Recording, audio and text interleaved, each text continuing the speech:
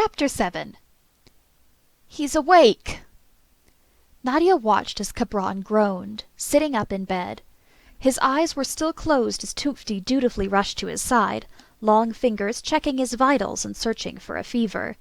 Cabron opened his eyes enough to glare at her, but allowed the hand pressed against his forehead. "Is he all well, Toofty?"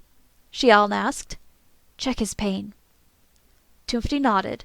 She gently poked and prodded at Cabron's wounds, watching his varied reactions attentively.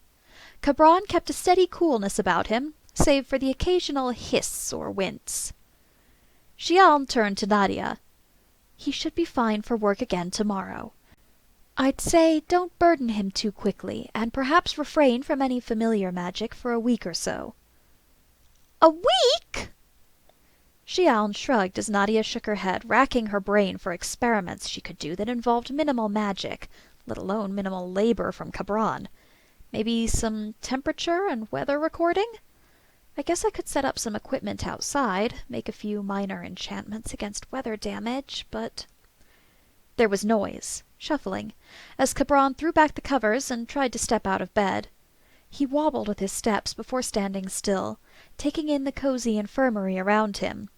On landing, his toes curled into the carpet. Cabron's orange-brown eyes raked over everything in quiet, solemn contemplation. His eyes found their way to Nadia. She could swear he was looking at her wounds, inspecting them, as he scratched at a cut on his ear. Toofty rushed forward.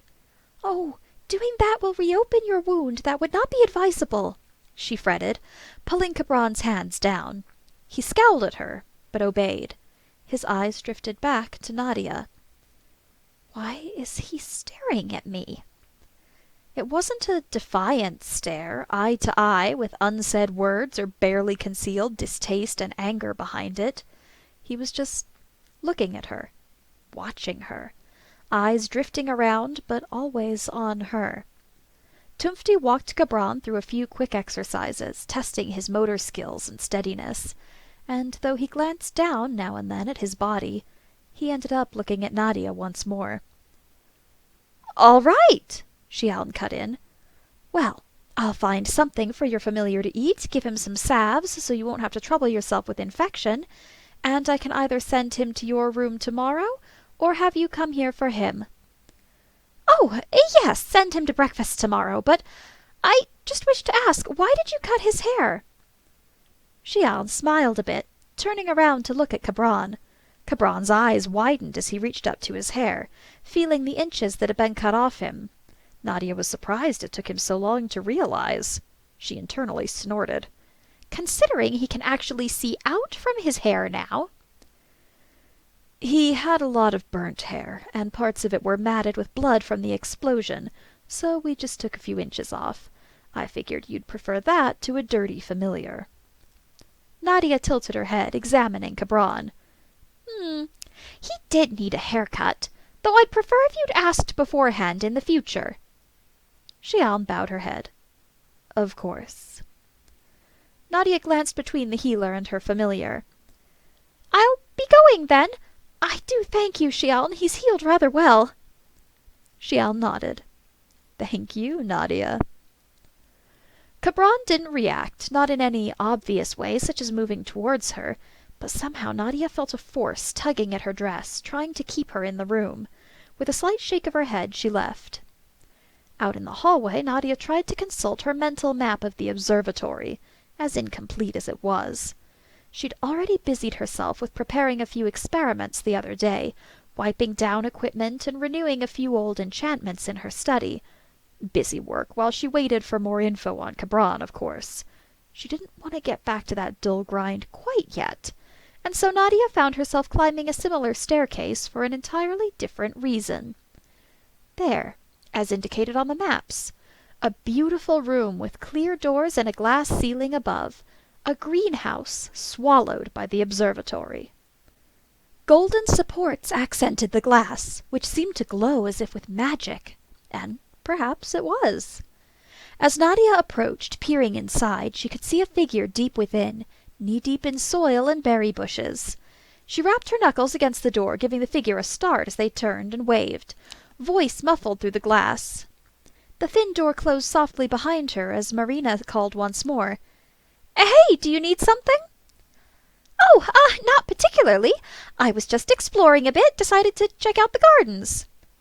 "Oh, do make sure you stick to the path, Nadia," she interrupted, gesturing to the stones underfoot.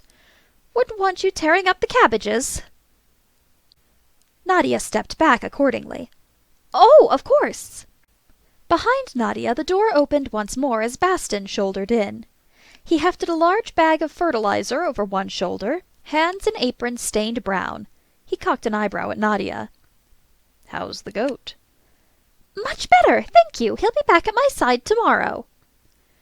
Marina nodded to herself and the plants. "Oh, yes, your accident. It's a shame about the door. It'll take a while to patch it." "Oh, I did use some magic to seal it temporarily. Well, I certainly don't specialize in fixing doors. I do know some basics. I did learn more than sword magic at school, after all." "Did you now?" Nadia's fingers curled, nearly twitching, as if she couldn't hear the smugness in Marina's tones, nor identify the sly comments. "Certainly, I could cast something to make your plants grow faster, or taste better." Baston settled the bag of fertilizer on top of a pile at the back. "Really?" "It's quite simple, actually. I could make your crops bigger, too." "Show us." Nadia blinked. "I'd have to check if my study has the proper components, of course." "What does it need?" Marina piped in. Were they trying to prove her wrong? "Well, to stimulate plant growth, I need something—" Nadia searched for the precise terminology. "Something lively, or that used to be lively, to channel energy from. Perhaps some bones or a nice liver if we really want the plants to grow. Which crops do you want me affecting?" Baston rubbed at his beard. "Well, there's cabbages, potatoes, onions, peppers." He started counting off fingers from his hand. "I don't want the tomatoes getting screwy." Marina took the fertilizer bag from Baston, who had still been holding it over one shoulder as if it weighed nothing. "Let's see how you do with the bell peppers, okay?" Baston shook his head. "We don't have any bones, Marina, and any meats for meals, not experiments." Nadia shuffled past Marina, bending down to examine a stout bell pepper plant. It hadn't begun to bear fruit yet, but it was nowhere near a seedling.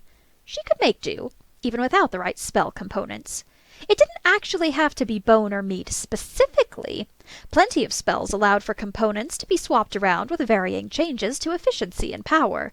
For something to grow quickly, for time to speed up in such a controlled way, Nadia needed an organic energy source to flow into the plant, supplementing what energy the plant would normally produce. If she couldn't have something dead, well, normally she'd use herself. She had mana, after all, even while on the mend. She doubted Xian would approve, though, of Nadia tiring herself out in order to one-up Marina. "Baston, how healthy would you say you are?" He blinked.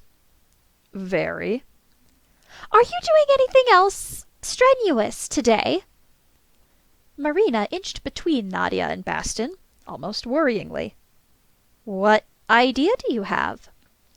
Nadia smiled. "You wanted me to show you my magic, right? Well, I'll do so."